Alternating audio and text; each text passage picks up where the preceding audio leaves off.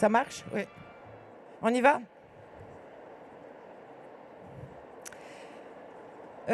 Bonjour. Alors, je vais animer cette rencontre. J'en suis très heureuse, très fière et très impressionnée. J'ai appris en me penchant sur votre travail énormément de choses que je pouvais ressentir mais que je n'avais pas conceptualisé. Donc, je vais essayer de partager avec vous, l'Assemblée, tout ce que j'ai pensé, découvert, tout ce pourquoi je me suis enthousiasmée.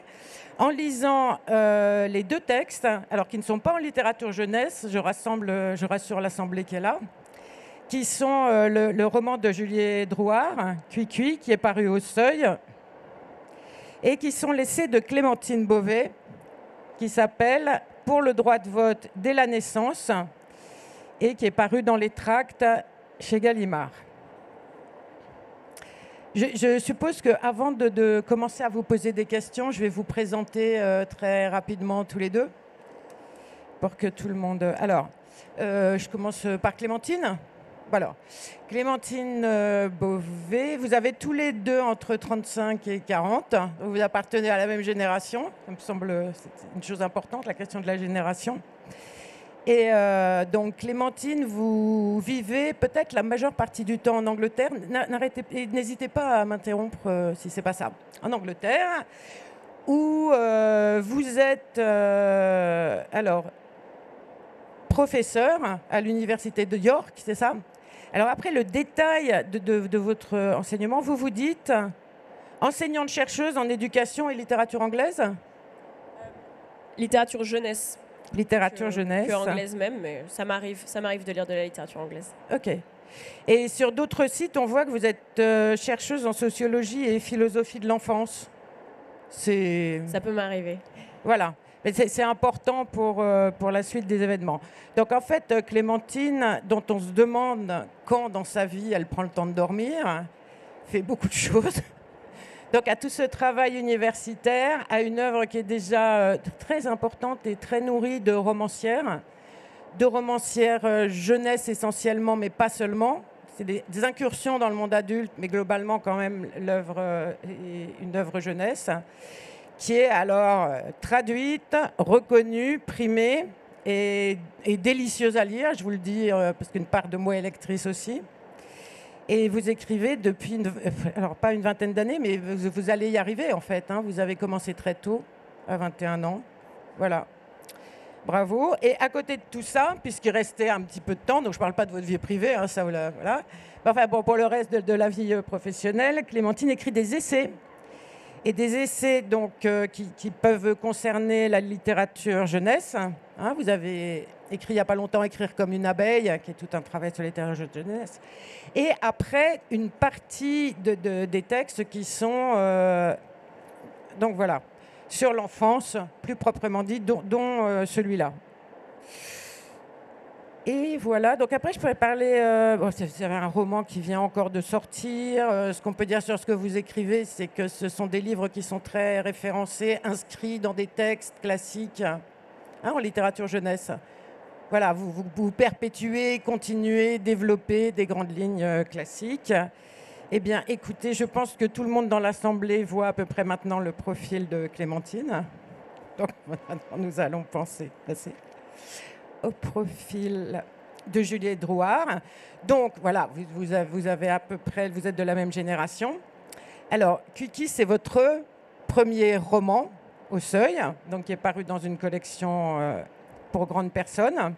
Là, pour le coup, vous n'avez pas encore écrit, du moins, vous n'avez pas été reconnu comme écrivain pour des gens plus jeunes, encore qu'on vous posera la question de savoir à qui s'adresse ce livre, finalement. Mais vous avez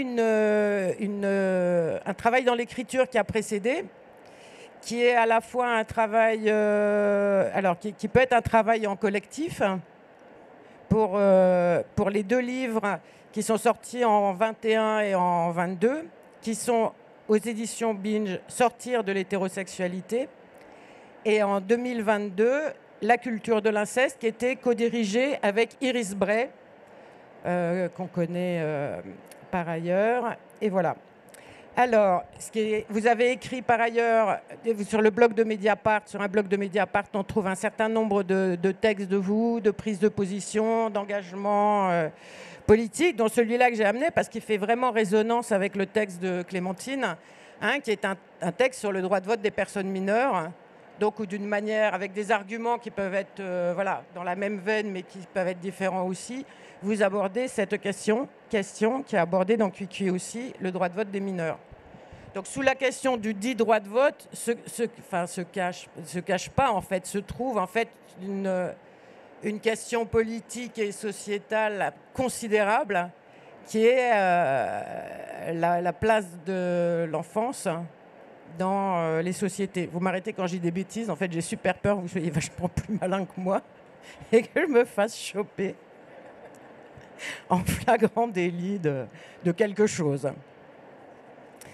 Donc, comme dans les questions qu'on peut se poser, l'intitulé est très judicieux sur le caractère, vous l'avez compris dans mes présentations, du politique et du sensible, puisqu'on s'adresse à deux personnes qui travaille la fiction, même si cette fois-ci Clémentine est moins là pour la fiction que pour la partie politique, et Julie est plus pour la fiction. La première question que j'aurais envie de vous poser, c'est mais pourquoi la fiction ? C'est-à-dire à quoi elle sert ? En quoi elle peut être utile ? Et qu'est-ce qu'elle bouge dans la pensée ? Ce qu'un autre type de texte ne fait pas. Alors, je vous distribue la parole. Je pense que vous pouvez d'une manière tout à fait. Allez-y. J'hésitais entre plein de réponses, mais déjà, effectivement, autour de la question qui, finalement, en ce qui me concerne, promeut le droit de vote également depuis la naissance. Écrire une fiction autour de ça, c'est aussi vouloir promouvoir cette idée-là, à la fois auprès de publics différents, parce que même si ça n'a pas été publié en young adult, par exemple, c'est pour revenir sur ce que tu disais, moi ça aurait été un souhait de publier plutôt ce livre en young adult, mais pour des questions, disons plutôt de positionnement éditorial, c'était plus intelligent de faire de cette manière-là. Enfin, moi, en tout cas, j'ai suivi, quoi. Donc, je pense que voilà, la fiction, contrairement à des textes d'essai, touche à un public différent, avec des âges différents. Et Cuicui est de facto, je pense, plus accessible, mais dans le sens de pouvoir l'avoir entre les mains. Pas qu'on puisse pas forcément lire pour le droit de vote des mineurs à un autre âge. Et après, évidemment, il y a c'est incarné, donc on est émotionnellement et sensiblement touché directement dès qu'on raisonne avec l'auteur. Donc, oui, pour moi, c'est à la fois toucher des publics différents et personnellement, c'est me faire plaisir. C'est sortir de ma tête pour être dans mon corps et suivre aussi cette partie, peut-être qu'on y reviendra, mais d'enfant en moi dans l'écriture. Ouais, moi, je voulais te dire aussi que c'était une bonne chose que ton roman sorte au seuil et pas forcément young adulte pour la réception.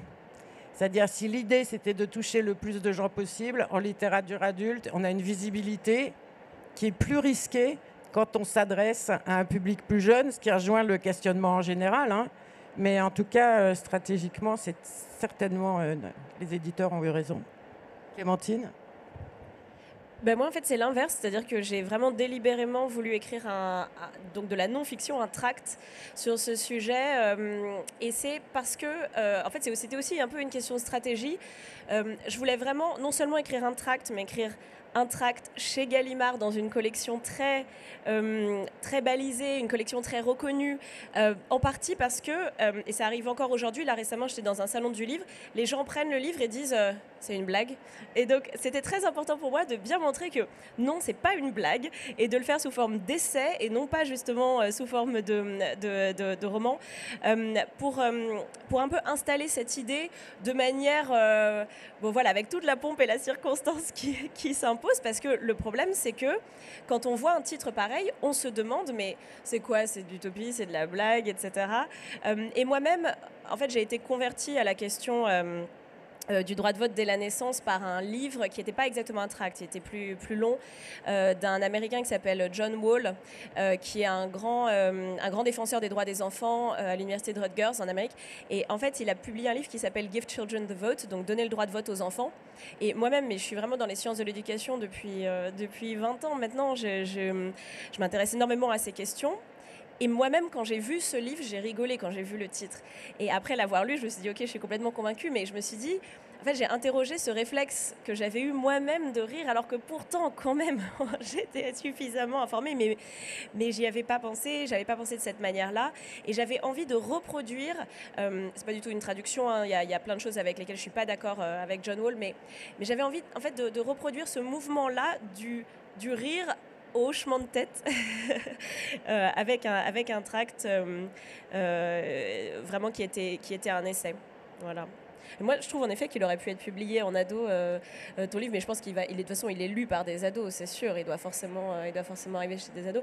Mais un truc que je voulais dire aussi avec ton livre, c'est que tu as des notes de bas de page aussi qui font que c'est entre l'essai et la fiction.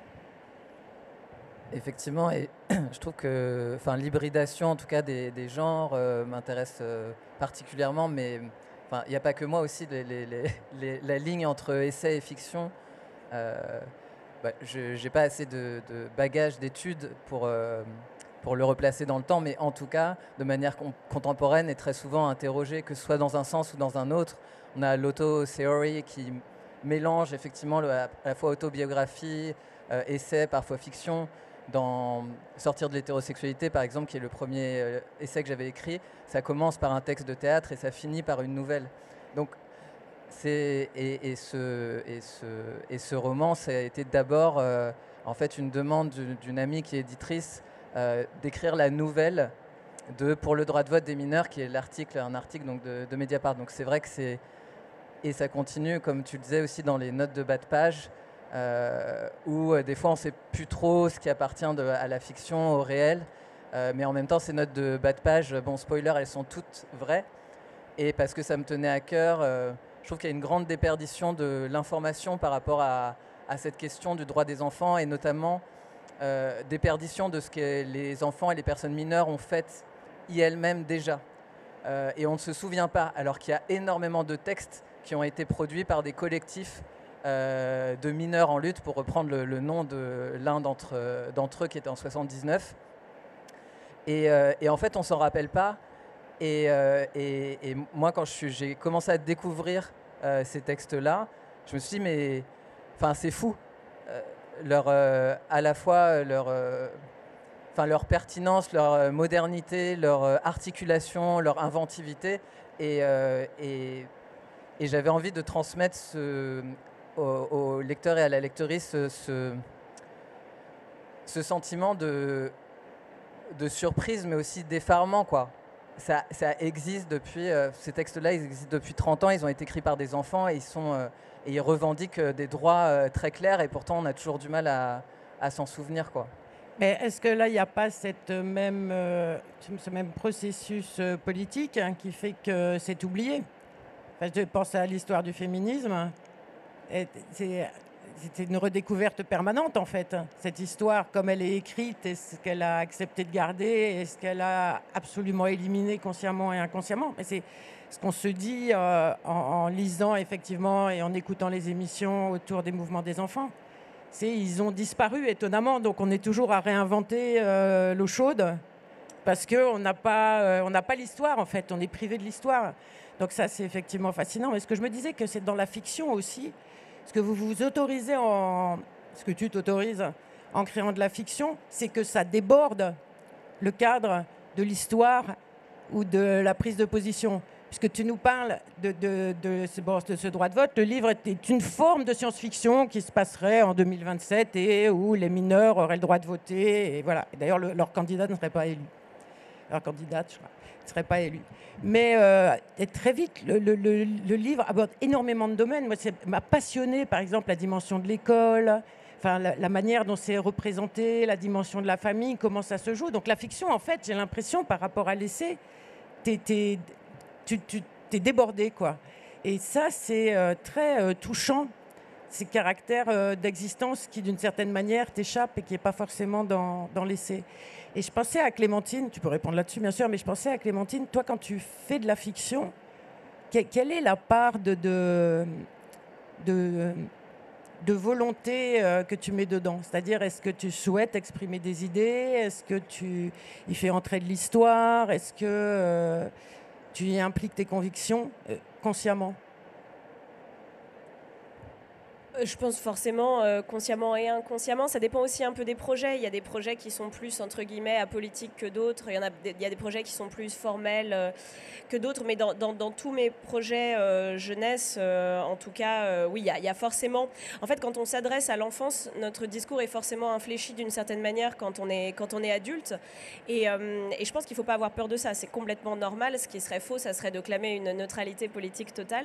Rien que le fait qu'on soit... que la très vaste majorité des livres jeunesse soient adressés par des adultes à des enfants implique une forme de normativité et ça implique des valeurs qu'on cherche ou pas consciemment à transmettre. Même la forme même du livre, les lieux dans lesquels il est distribué, la manière dont il est lu et avec qui implique une forme de relation entre adultes et enfants qui n'est pas forcément une relation de domination, pas du tout. L'éducation, c'est un très beau mot. Je veux dire, c'est pas un problème de dire qu'il y a une relation entre adultes et enfants qui est animée par des désirs éducatifs, par des désirs de protection, etc. Ça me semble complètement normal.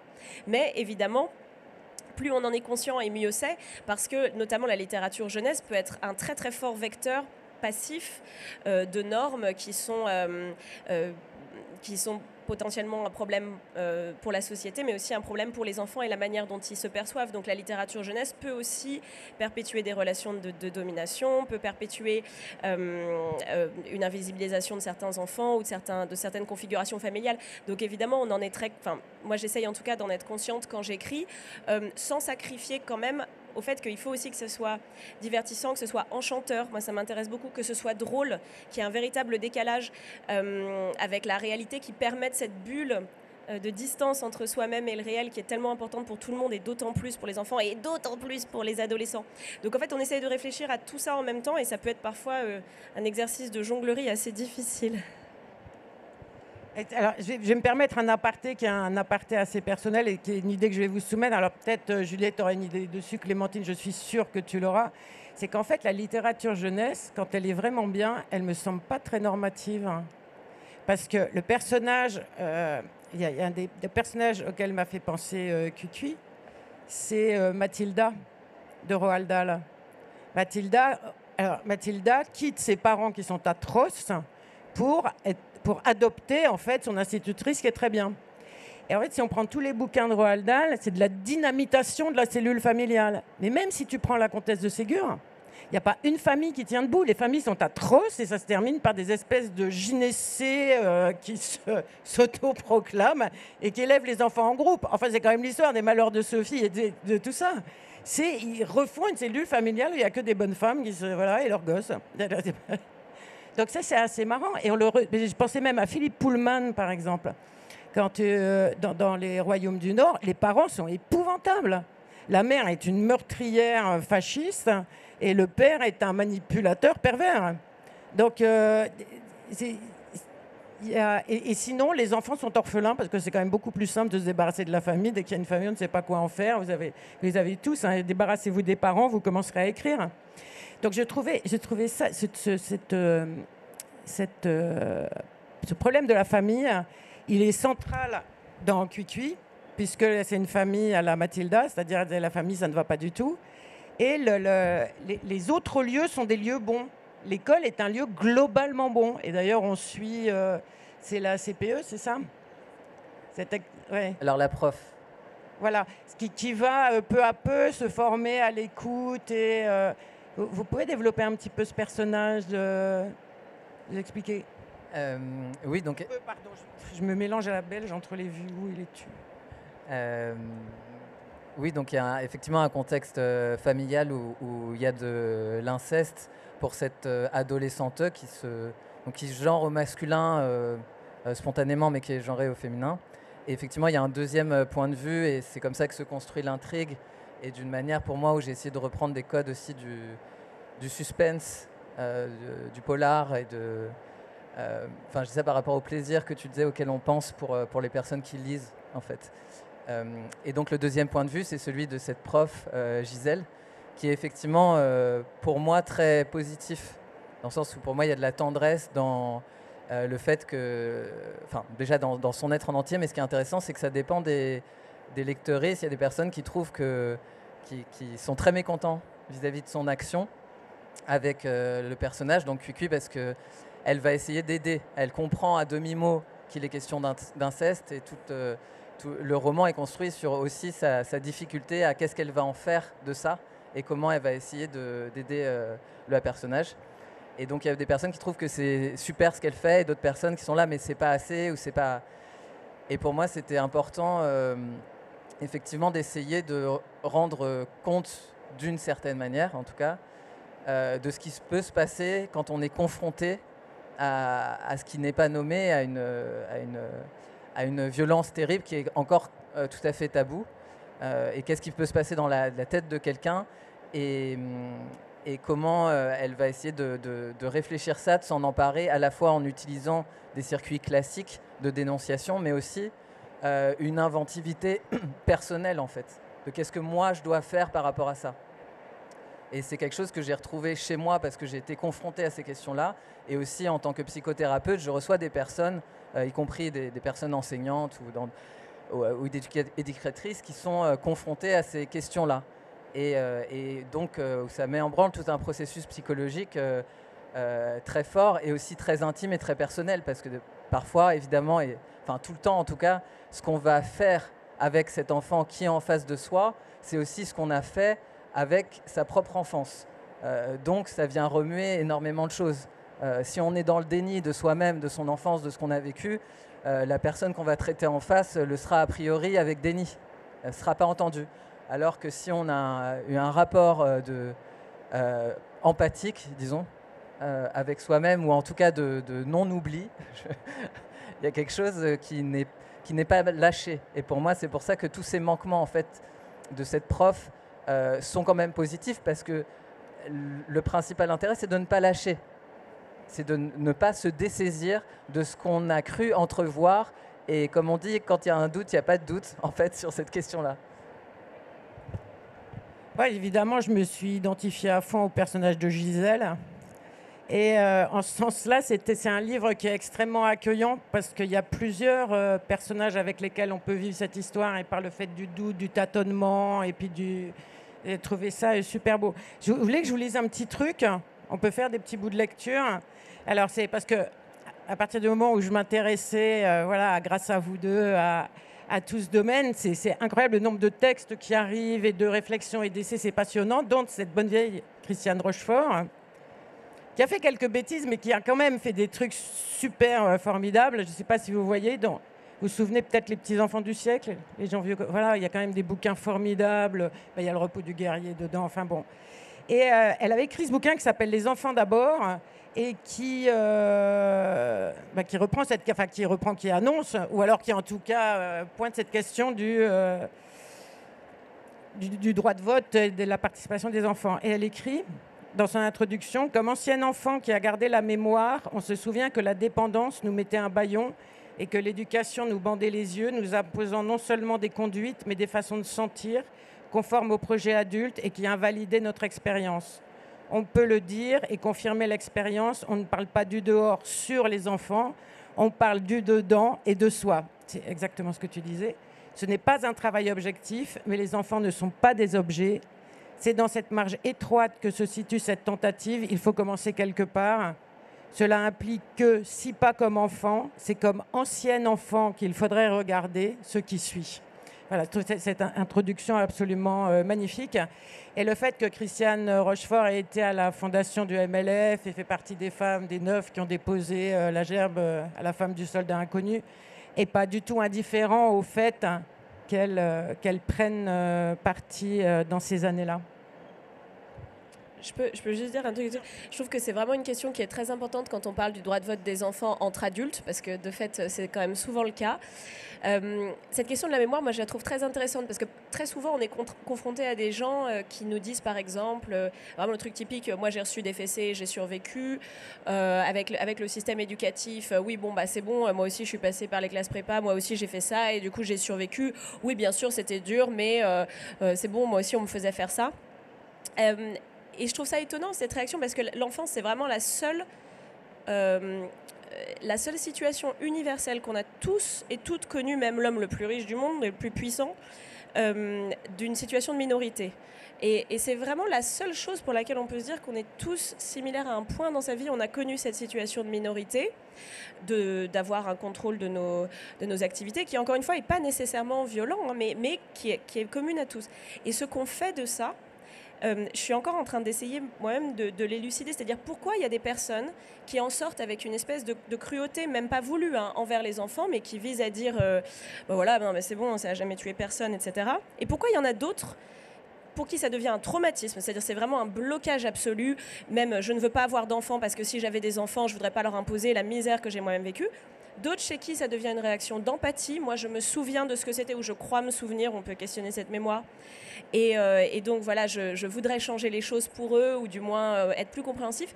Et je sais pas pour vous, mais je n'ai pas l'impression qu'il y a une régularité statistique où on pourrait se dire les personnes qui appartiennent à tel milieu, qui sont plutôt des femmes, plutôt des hommes, qui sont plutôt ceci, plutôt cela, ont plus une réaction d'empathie ou plus une réaction de violence. J'ai du mal encore à trouver, je pense qu'il y a quelque chose d'intensément personnel dans la manière dont on résorbe ou pas ces expériences d'enfance et dont on se transforme ensuite en quelqu'un qui va perpétuer une forme de domination et de violence ou pas. C'est vraiment quelque chose qui m'intéresse et j'ai pas la réponse. Donc voilà, je sais pas, toi tu as dû y réfléchir beaucoup, j'imagine, en tant que psychothérapeute. Est-ce que je me demandais... Alors, vas-y. Non, mais enfin, ce que tu dis, je me permets de rebondir parce que c'est vraiment la question que je me posais quand j'ai fait une pause pour écrire ce livre. Je me posais cette question et j'étais en train d'écrire un essai qui s'appelle Trauma, qui sort finalement en octobre, mais je m'en sortais pas de cette question en tout cas d'essayer de réfléchir effectivement suite à des traumatismes de l'enfance, ces formes de différentes réponses ou de différents parcours, etc. Et donc, oui, effectivement, pour moi, c'était au cœur de cette réflexion-là et au cœur du livre d'interroger qu'est-ce qu'à partir d'une expérience commune, qui peut être celle d'être, en tout cas, minoritaire et en situation d'infériorité en termes de pouvoir, qu'est-ce qu'à partir d'une expérience commune, comment ça se développe en des trajectoires si différentes qui parfois sont bénéfiques ou tragiques, et essayer de s'essayer à cette réflexion-là. Donc il y a quelque chose évidemment dans cet essai que j'ai essayé de développer et aussi dans ce livre pour moi qui est interrogé par les enfants et elles-mêmes quand elles décident de faire des cercles de parole. Parce qu'effectivement pour moi le destin de ces enfances est beaucoup lié à la question du soin qu'on va y apporter s'il y a eu des violences. Et du soin le plus précoce, le mieux. Donc la question de la libération de la parole par rapport à ça, de ne pas oublier, de s'en ressaisir, semble importante. Mais non, parce que je réfléchissais à la question de là où s'origine, où la source en fait de ce souci qu'on peut avoir de l'enfance et du déni de droit qui lui est fait. Donc il peut s'originer dans le traumatisme, et ça rejoint ce que vous disiez, mais aussi pas du tout. C'est-à-dire on peut se retrouver sur des mêmes positions, qu'on ait été qu'on ait expérimenté soi-même à un point extrême une injustice ou pas. Ou juste les petites injustices que tout enfant est amené à... Alors, après, je dirais un truc que vous dites chacun sur le droit de vote, et peut-être on demandera aux gens de voter d'ailleurs, puisqu'ils sont tous adultes ici, pour savoir s'ils trouvent cette idée complètement délirante. Pas tous. Vous voyez des petits. Des plus jeunes par-ci par-là. Mais... Des plus jeunes, voilà, une minorité de plus jeunes, qui est autorisée à voter aussi, pour savoir s'ils trouvent cette idée d'accorder le droit de vote dès la naissance délirante ou pas. Est-ce que vous pourriez lever la main ceux qui trouvent cette idée délirante ? Je vous crois pas. Ici. Alors l'échantillon n'est pas forcément représentatif non plus, mais là j'étais avant-hier dans une classe je sais plus, à Stein, où on a eu un débat avec des secondes, et la vaste majorité des secondes elles-mêmes, n'étaient pas du tout d'accord, ne voulaient pas du tout voter, trouvaient que les enfants n'étaient pas compétents. Alors il y en avait certains qui disaient oui, ok, peut-être à notre âge, mais certainement pas en dessous. C'est ça. Ou ok, peut-être à 16 ans, mais pas en dessous. Et puis quand même beaucoup qui étaient absolument pas d'accord, on n'est pas compétent, on n'y connaît rien, etc., etc. Ce que je trouve hyper intéressant en soi. Et je pense que c'est la réaction d'ailleurs la plus courante parmi les enfants et adolescents. Alors après, on leur a pas forcément, c'était pas forcément avec tous les arguments qui vont avec, mais il y a une espèce de sentiment général de grande incompétence quand même. Ouais, et c'est, je sais pas si tu es déjà passé là-bas, mais à Genève tous les ans, il y a une conférence avec des enfants qui se rassemblent, qui durant toute l'année ont réfléchi à des propositions politiques et qui les présentent devant des élus des différents cantons. Et c'est des enfants qui ont entre 9 et 11 ans. Donc déjà, ça se situe aussi en termes d'âge, ce qui est possible. Et c'est toujours, je pense que beaucoup d'adultes seraient étonnés. Mais pour cette question, en tout cas, du droit de vote, là, cette année, c'était en discussion avec LE. Et c'est vrai que certaines voulaient voter, se disaient, pourquoi pas moi, je me sens capable de m'emparer de sujets politiques. Et d'autres, donc entre 9 et 11 ans, disaient, non, moi, je me sens pas du tout capable et prêt ou prête. Et donc on a eu tout ce débat-là qui est intéressant aussi parce que c'est également se demander si le fait qu'elles ne se sentent pas prêtes ou n'en ont pas envie, c'est aussi un conditionnement de se sentir incapable, ce qui leur est tout le temps dit. Ouais, mais Clémentine, toi, tu as une proposition en fait pour cette idée de quand est-ce que l'enfant peut décider ou se reconnaître compétent pour exercer son droit de vote. Oui, en fait, pour moi, c'est une question qui est pas très compliquée en réalité, parce que tout le monde peut décider de voter pour la première fois à 40 ans. D'ailleurs, on connaît tous des gens qui ont fait ça, qui avaient le droit de vote à 18 ans, mais qui l'ont pas exercé jusqu'à très longtemps, voire jamais. Donc pour moi, le fait d'enlever tout simplement une limite d'âge, de reconnaître qu'il n'y a pas de limite d'âge au droit de vote, ça veut évidemment pas dire que l'enfant né à la maternité, il se trouve que c'est jour de la présidentielle, on vous la arrache des mains, madame, pour aller l'emmener immédiatement aux urnes. Enfin, c'est pas du tout l'idée. De toute façon, c'est pas obligatoire par définition. Donc pour moi, il faudrait que ce soit au moment où une personne, adulte, enfant de n'importe quel âge, décide pour la première fois d'aller voter, elle peut aller voter. Et tout simplement, il n'y a vraiment aucune complication là-dedans. Il est très très probable que des enfants de 3 ans ne le feraient pas. C'est vraiment très très probable. Le contraire est même étonnant. Mais en fait, avoir un droit ne veut pas dire spécialement qu'on est obligé de l'exercer dans la minute, etc. Alors il y a plusieurs propositions dans les milieux des droits des enfants sur comment est-ce que ce droit de vote pourrait être exercé. John Wall notamment et d'autres préconisent plutôt une procuration des parents jusqu'à ce que l'enfant décide de lui-même de l'exercer. Donc John Wall va dire par exemple, les parents, n'importe qui a un enfant peut voter de sa part par procuration jusqu'à ce que l'enfant à n'importe quel âge dise « je revendique à partir de maintenant mon droit d'exercer ce vote ». Moi je suis très sceptique par rapport à une telle proposition. Je trouve que c'est quand même très problématique. Avec les couples divorcés, on arrive à des trucs impossibles où on a un demi-vote. Enfin bon, administrativement c'est hyper lourd, mais surtout, est-ce qu'un enfant est vraiment libre de revendiquer un vote que son parent a exercé pour lui pendant 10 ou 15 ans? Ça me semble problématique. Mais bon, cela dit, on peut aussi en débattre, parce que moi, ce qui m'intéresse avec cette question, c'est aussi que par définition, c'est une question immensément démocratique qui doit amener des réflexions non seulement sur le scrutin, qui est finalement un truc, parce qu'on peut aussi dire mais le vote, quel intérêt, mais sur plein d'autres choses, sur l'éducation politique, sur la participation des enfants en général, sur les types de scrutin. Est-ce qu'on a vraiment le type de scrutin approprié, même pour les adultes? Des réflexions sur l'abstention, des réflexions sur tout un tas de choses. Et finalement, c'est souvent quand on se penche sur l'enfance, on voit ça, que des questions qui concernent l'enfance concernent en réalité tout le monde, et de par le statut de minorité de l'enfance, concernent plus particulièrement toutes les personnes, mais aussi les animaux et les éléments non humains qui sont ignorés. Et c'est ça qui est très intéressant dans la philosophie de l'enfance. Ça concerne les enfants, bien sûr, en priorité, et aussi tout un tas d'autres choses qui passent inaperçues. Alors moi, c'était effectivement une question que je me suis posée en abordant le sujet. C'était pourquoi un droit de vote à des élections présidentielles ?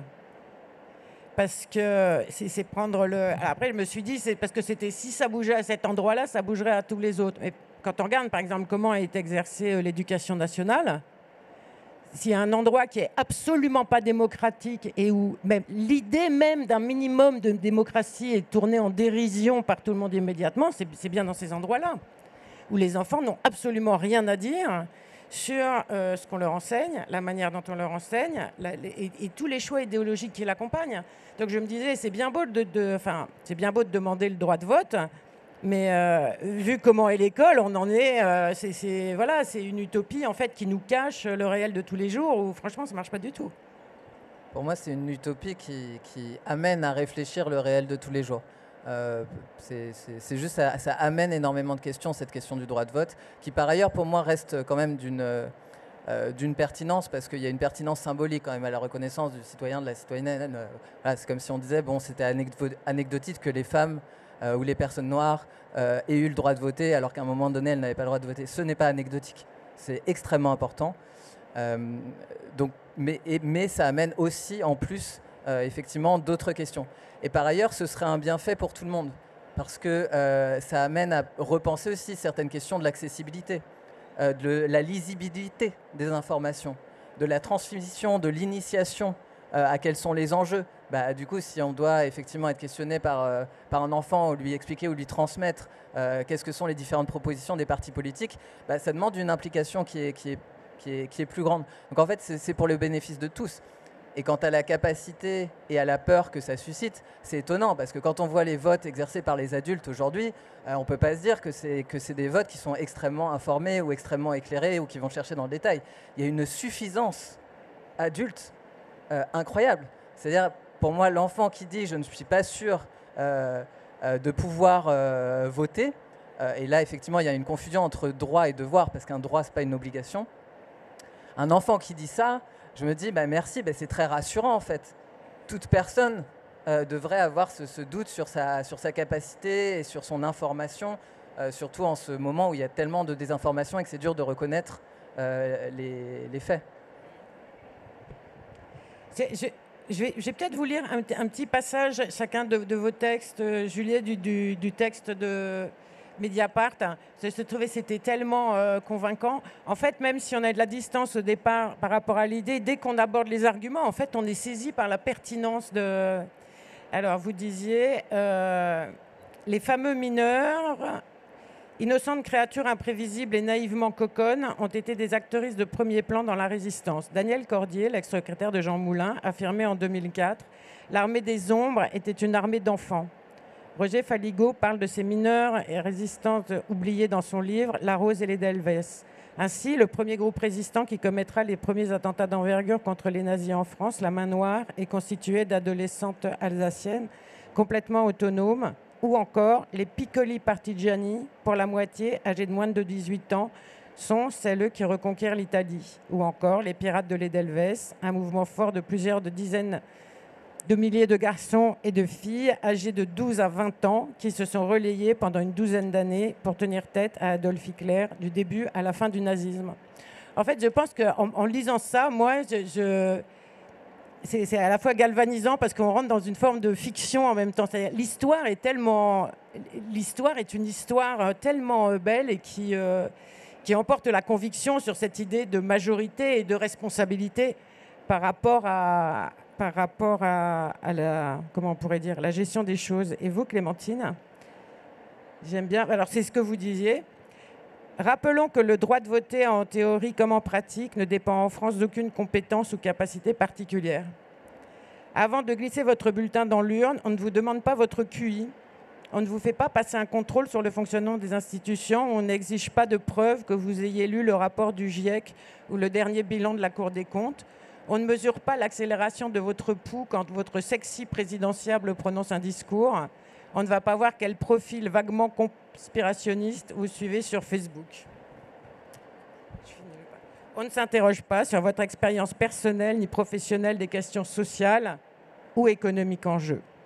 Pour avoir le droit de vote, voici ce qu'on vous demande en France actuellement, d'être majeur, de nationalité française pour certaines élections et d'être en possession de vos droits civiques. Donc en fait, dès qu'on aborde ça, je pense que c'est très difficile. La conviction est emportée très aisément. Maintenant, c'est vrai que ça remet en cause bien plus largement tous les principes d'éducation, d'information et de partage de l'information avec les enfants. Comment est-ce qu'on pourrait imaginer? Quel type de société faudrait imaginer pour ça? C'est là, vous êtes bien, vous arrivez, le droit de vote aux enfants, oui, mais on va tout changer. Alors qu'est-ce qu'on peut commencer par changer? Déjà, pour moi, c'est vraiment, il faut que ça fasse. C'est pas nous qui pouvons décider, malgré notre grande sagesse de 35 à 40 ans. À mon avis, c'est ça le truc, c'est qu'il faut que ça soit absolument, que ça fasse l'objet d'un débat démocratique vraiment très intéressant et avec les voix aussi des concernés, parce que de fait, on est quand même beaucoup entre adultes. Et ça, c'est ça qui est intéressant en soi. Je pense que ces débats-là, ils sont hyper intéressants en soi. Et aussi, un truc qui est très important, c'est que je pense que c'est une mesure qui demanderait un échelonnage, par définition. Il faudrait commencer avec, par exemple, je sais pas, un certain type d'élections, peut-être locales, peut-être municipales, et ensuite, et peut-être dans une seule région, ou alors il faudrait commencer par abaisser, et ensuite abaisser, et ensuite abaisser le droit de vote, parce qu'il faudrait qu'il y ait des études scientifiques sur le sujet. Moi, je dois dire que la seule chose qui me fait le plus peur, c'est l'exacerbation des violences au sein de la famille que ça pourrait causer. Je pense que c'est le seul aspect de cette question du droit de vote dès la naissance qui pose un réel danger pour la protection de l'enfance. C'est-à-dire que, évidemment, les violences dans les familles ne sont pas causées par le fait que les enfants ont des idées politiques qui peuvent différer de celles de leurs parents, mais des violences déjà existantes pourraient être exacerbées par ce fait-là. Donc il faudrait là vraiment que ça soit très très scruté. Un autre aspect, c'est les violences à l'intérieur de l'établissement, peut-être de la part de parents qui seraient opposés à la manière dont les questions politiques seraient enseignées, encore plus qu'actuellement. Donc il y a un certain nombre de choses sur lesquelles qui réclament une vigilance très particulière à partir du moment où une mesure comme ça est mise en œuvre. Mais pour le reste, bien malin qui peut dire exactement comment ça se produirait. Je pense que c'est tout l'intérêt, c'est que ça génère une discussion générale sur ce que c'est que l'enfance, l'adolescence, l'âge adulte et la politique. C'est clair. Non, mais c'est vrai que ce serait... Il y a le côté aussi complètement disruptif et, pour moi, dans la question du droit de vote, à un moment donné, qui arriverait aux enfants, qui est en soi très porteuse de créativité, quoi. Qu'est-ce qui va se passer? Il y a un côté réjouissant, mais aussi vraiment dans le côté dystopique de qu'est-ce qui pourrait se passer. Mais dans ce qu'on pourrait faire, il y a 1000 choses, mais pour dire autre chose, sûrement, on pourrait même inverser dès le début les termes, c'est-à-dire comment les enfants vont passer les informations aux adultes et se demander du coup quelles informations les enfants auraient à passer aux adultes sur la relation de dépendance, sur la question sur la créativité, sur l'inventivité, le ludique. Il y aurait beaucoup de retournements à faire aussi sur la question même de la transmission, de qui transmet à qui et quel contenu. On pourrait s'intéresser à ça. Et juste parce que avant de... tu lisais un texte et avant de venir, je me disais, c'est pas comme souvent on pose les mêmes questions ou on se réfléchit aux mêmes choses. Je me disais, je vais chercher une autre information et je regardais le collectif qui s'est formé en 79, donc Mineurs en lutte, qui était une quinzaine de jeunes qui avaient fugué pour échapper aux maltraitances familiales et qui s'étaient réfugiés à l'université de Vincennes, dans un département de sociologie, et qui ont été protégés par d'autres jeunes étudiants, entre 78-79, pour que la police n'intervienne pas. Et pour les protéger aussi, ils le disent, les autres jeunes qui aujourd'hui sont vieux, mais qui ont protégé ces mineurs en lutte. Aussi pour qu'ils ne soient pas agressés sexuellement, parce que ça a pu, il y avait des rôdes, il y avait des... et donc ces jeunes ont mis en place un journal qui s'appelle Le Péril Jeune. Et une des premières choses demandées, c'était le droit à la parole. Et effectivement, en fait, cette espèce d'immense absence, quoi. Là, absence ici, absence partout, dès qu'on cherche à réfléchir des questions, alors que je ne sais pas si on veut réfléchir philosophiquement à la vie, au sens de la vie, mais qu'est-ce qui est plus riche qu'un échange dans ce regard naissant et cette expérience du temps, quoi. Donc peut-être le droit à la parole aussi. En vous écoutant, ce qui me semble absolument fascinant et c'est vraiment la place de la famille. Et je pense aux livres qui ont été écrits aussi, ou au berceau des dominations, c'est-à-dire que l'idée de donner et d'élever les enfants dans un esprit d'autonomie et de prise de responsabilité et de décision, ça remet en cause fondamentalement l'organisation jusqu'à maintenant de la famille, qui à mon avis est quand même le premier lieu de l'oppression. Même si les gens qui font des familles d'une manière ou d'une autre font de leur mieux pour que ça se passe bien. Mais en fait, globalement, c'est quand même un système, ça ne marche pas. Moi, je pense que ça ne marche pas. Je pense que c'est un système qui ne marche pas. Est-ce que c'est pas possible d'imaginer, alors moi je vous écoute donc avec passion, mais d'imaginer un espèce d'âge qui serait un âge pivot, qui serait peut-être 13 ou 14 ans, l'âge de votre héroïne, qui est l'âge où, moi je me dis souvent, il y a l'enfance et la grande enfance, et après, il y a ce qu'on appelle l'adolescence maintenant, mais qui pourrait être une forme d'un âge adulte, ce que ça a été historiquement pendant longtemps, et qui se situe donc, vers le 13-14 ans. Et où à ce moment-là, moi, il me semblerait, mais quasiment sans débat, que les gens à partir de 13-14 ans aient voix au chapitre. Mais qu'après, la question de l'enfance et de la grande enfance pose un autre type de question en matière d'écoute de la parole. Est-ce que c'est une réflexion qui suscite une réponse chez vous ? Non, moi je suis totalement opposée à toute limite d'âge, enfin en tout cas sur le droit de vote, et en plus je pense que c'est pas une bonne manière de réfléchir à cette question, parce que ça continue à découper en périodes qui restent construites d'une manière ou d'une autre une vie, enfin toute une vie, et à attribuer des droits différents à chacun sur les décisions. Déjà, de toute façon, le problème c'est qu'on trouvera toujours des contre-exemples, toujours, donc c'est ça l'un des problèmes. Et l'autre côté, c'est que, pour moi, la question est beaucoup plus fondamentale que ça. C'est-à-dire que si on part d'un droit de vote universel, eh ben, ça doit inclure, en plus universel humain, hein, évidemment, par définition, ça doit inclure des personnes, toutes les personnes humaines. Et plus on prédécoupe des choses, et plus on s'expose en fait à l'aléatoire de nos décisions. Je pense que la question de la parole que tu mentionnes, elle est très importante, parce que l'une des questions qu'on nous pose toujours, c'est que les petits, non seulement n'ont pas la parole, mais ne sont pas capables de parler. Mais ça, c'est une vérité cognitive réelle, hein. Les petits ne peuvent pas parler, ne peuvent pas avoir une parole aussi articulée que les grands. Et pour moi, c'est important de reconnaître que les enfants, même tout petits, même les bébés, même les nouveau-nés, ont une forme de communication qui n'est pas de la parole, mais qui cherche à nous dire quelque chose, qui cherche constamment à nous appréhender, à nous comprendre, à nous alerter. On sait que les nouveau-nés émettent des signaux très très clairs. C'est pas juste qu'ils absorbent ce qu'ils voient et ce qu'ils entendent et ce qu'ils ressentent. Ils cherchent à attirer l'attention et à faire part de leurs problèmes.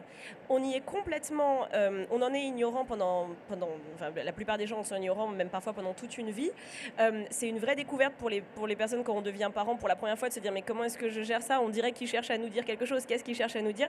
Parce qu'on est vraiment une société de la parole, on a tout mis là-dedans, on a des outils, on a la rhétorique, on a des formes qui font qu'on comprend mieux ce qu'on nous dit par la parole. Et pour moi, une réflexion sur le droit de vote et plus largement sur la participation des enfants, ça passe aussi par une prise en considération des tout petits, vraiment une reconnaissance de leurs besoins particuliers, des tout bébés. Et c'est pas seulement justement une question de à tel âge on est capable d'exprimer ses opinions, d'avoir un raisonnement. C'est comment est-ce qu'à tout âge un être humain nous fait part de ses problèmes, de ses questionnements, etc. Et ça, il y a des énormes progrès actuellement autour des bébés, y compris des grands prématurés. Moi, j'encouragerais vraiment ça à continuer. Pour moi, ça s'inscrit dans le même mouvement de droit des enfants, de reconnaître la communication non verbale des tout petits. En vous écoutant, je pensais à un truc, je ne sais pas si ça n'a rien à voir ou un peu à voir, est complètement flippant. J'étais la semaine dernière, où est-ce que j'étais ? À Pavillon-sous-Bois. Dans une école, dans un collège, et les enseignants me disaient qu'en maternelle, il y avait des enfants de 2 ans qui arrivaient et qui ne parlaient pas. Et en fait, ils ne me parlaient pas parce que dans les familles, on ne parle pas à cause des écrans. Alors, ça n'a pas l'air d'être une rumeur urbaine parce qu'en parlant autour de moi, d'autres gens valident ça. Mais c'est-à-dire on va avoir un vrai problème politique immédiat qui va être la gestion du rapport entre l'adulte et l'enfant et ce que la technologie vient faire entre eux, ce qui est un problème politique aussi. Dans toute cette question et dans qui peut rentrer dans une forme d'activisme, c'est quoi la place des livres ? Les livres, combien de divisions en gros ? Ça sert comment ? Ça sert à quoi ? Personnellement, à ne pas oublier, parce que quand je regarde des dates ou j'apprends des faits, mais en tout cas pour moi, c'était mon premier mouvement, enfin un des premiers mouvements pour le blog, c'était pour ne pas oublier. Donc j'imagine que ça serve à d'autres aussi, mais y compris que ça me serve à moi. C'est-à-dire c'est écrit quelque part, et quelque part d'être libre de l'oublier au quotidien, parce que je sais que c'est noté à un endroit que je peux retrouver. Donc du coup, je peux complètement zapper aussi par ailleurs et avoir un espace de stockage. Donc peut-être écrire pour ne pas oublier et pour ne pas laisser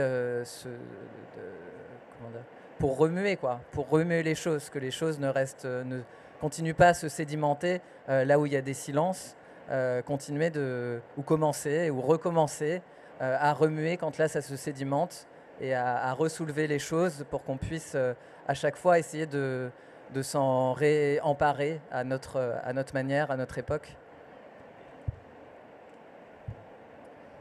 Moi, je vais choisir de comprendre ta question comme quoi sert la littérature jeunesse, parce que ça m'arrange. Oui, c'est une bonne partie de la réponse. J'aime beaucoup l'idée de l'archive et l'idée que tout ce qui n'est pas écrit disparaît. C'est comme ce qui est vrai.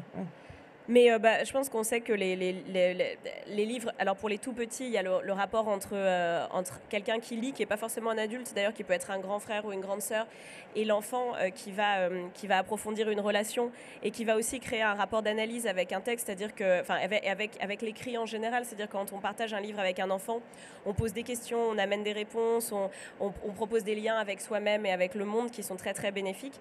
Et puis plus tard, en tant que jeune personne qui a beaucoup grandi avec les histoires de certaines personnes qui sont sur ce plateau et d'autres, c'est quand même le seul médium, il me semble, la littérature, qui permet à ce point d'habiter l'intériorité de personnes qui ne sont pas nous, et de se faire une image extrêmement personnelle, individuelle et unique de ces mondes-là. C'est une forme de propriété très particulière, la littérature. On a nos images qui ont été créées par nous, qui mourront avec nous, qui sont vraiment les nôtres. Ça coûte rien du tout. Enfin, je pense qu'il faut rappeler quand même l'aspect incroyablement peu cher de ce que ça coûte quand on raconte une histoire à voix haute. C'est rien, c'est impalpable, c'est de l'air qui va rester ancré en nous pendant toute notre vie avec notre monde créé. Ça coûte rien en effets spéciaux, ça coûte rien en décor. C'est vraiment complètement démocratique idéalement. Et ça nous ouvre idéalement sur une altérité très très forte. Donc, je pense que c'est un peu prêcher aux convertis de rappeler les pouvoirs de la littérature jeunesse au Salon du Livre de Paris, mais c'est ce qu'on essaye de faire aussi toute l'année dans les classes avec les enfants et les ados, ce que les profs font, ce que les bibliothécaires font, et on n'aura jamais fini de réitérer ça, quoi. C'est vrai que la littérature jeunesse, elle a un côté militant que l'autre littérature a moins. Hein, c'est-à-dire c'est un engagement en fait, c'est pas, voilà, ça entraîne, on ne peut pas se contenter de juste inventer. Donc Juliette, tu sais ce qu'il te reste à faire, hein, un livre qui puisse s'adresser à des gens... Voilà. Pour les tout petits. Mais je crois qu'il y a déjà des cuits-cuits. Il doit y avoir des titres un peu déjà, mais oui. Ok, voilà, on doit finir. Ok, donc vous n'aurez pas le temps de poser des questions, tant pis pour vous. Et merci de votre attention. Merci. C'est clair, alors en cuit, en boule. Merci.